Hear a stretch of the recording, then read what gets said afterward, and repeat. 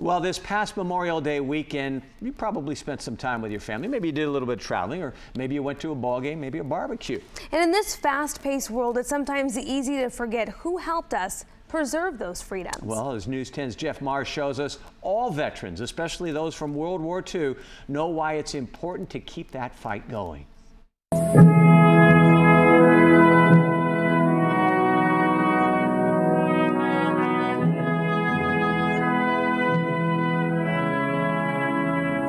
They've been called the greatest generation, and it seems it was a lifetime ago when these brave individuals battled adversity both home and abroad and emerged victorious.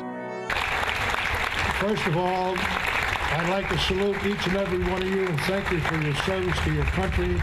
And every year on Memorial Day, we find a way to say thanks. For retired Army infantryman Lawrence Chu, the sounds of bombs dropping in Germany are long behind him.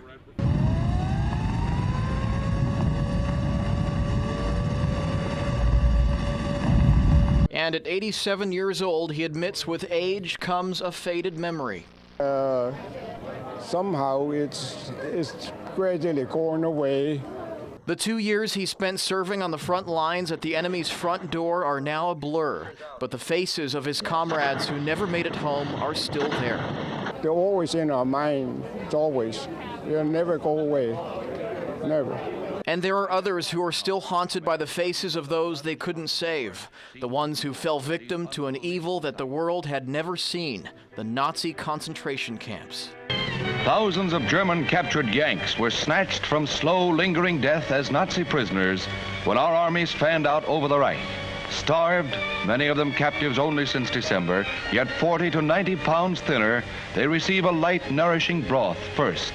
And ugly, unattended wounds are dressed as the first step in nursing them back to health.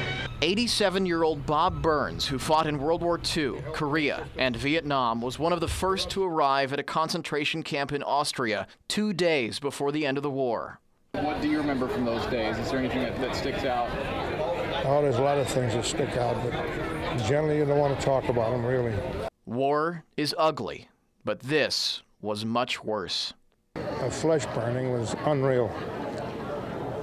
And getting emotional.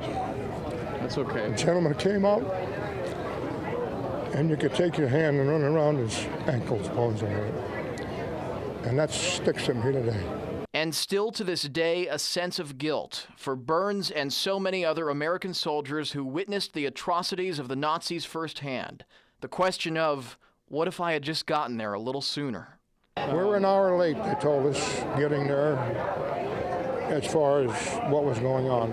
After nearly 30 years of military service, Burns retired and now spends his time volunteering and helping with Memorial Day events.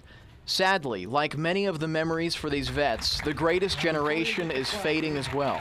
According to the VA, there are more than 1 million World War II veterans still alive, but around 680 are dying every day, and that number is only going to increase in time.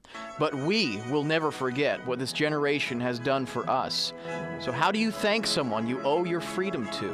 Well, spend any time with these vets, and you'll realize they don't ask for much. In fact, they don't ask for anything at all. A simple handshake will do. I'm so very happy to serve our country, very happy. And I think this Memorial Day should continue all years ahead to infinity.